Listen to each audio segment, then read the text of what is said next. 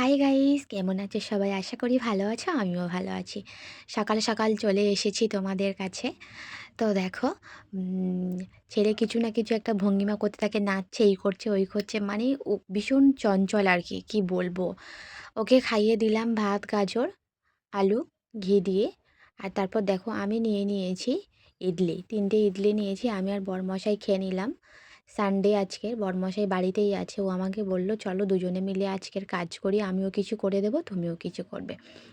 দেখো আমার শাক কাটতে বসে গেছে, কত কাজ করে দেখেছো তোমরা? আজকে কত সুন্দর ব্লগ দেখছো, বুঝছো?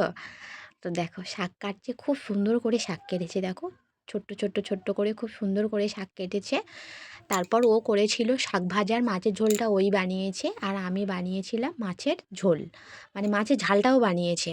শাক ভাজা, মাছের ঝাল, আর আমি বানিয়েছিলাম মাছের ঝোল, ভাত। এগুলোই আজকে রেসিপিতে ছিল দুপুরবেলা। তারপর আমি তারপর ঘুমিয়ে নিয়েছি একটু। তারপর ও বাড়িতে যেহেতু ছিল, আমি ওকে বললাম যে কিছু একটু বিকালবেলায় খেলে হয়তো, একটা রোল এনেছিল আর 2টো পকোড়া।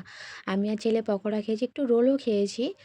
তো আজকের ভিডিওটা কিন্তু এই পর্যন্তই। কেমন হয়েছে অবশ্যই কমেন্টে জানিও। লাইক, শেয়ার, সাবস্ক্রাইব করো চ্যানেল।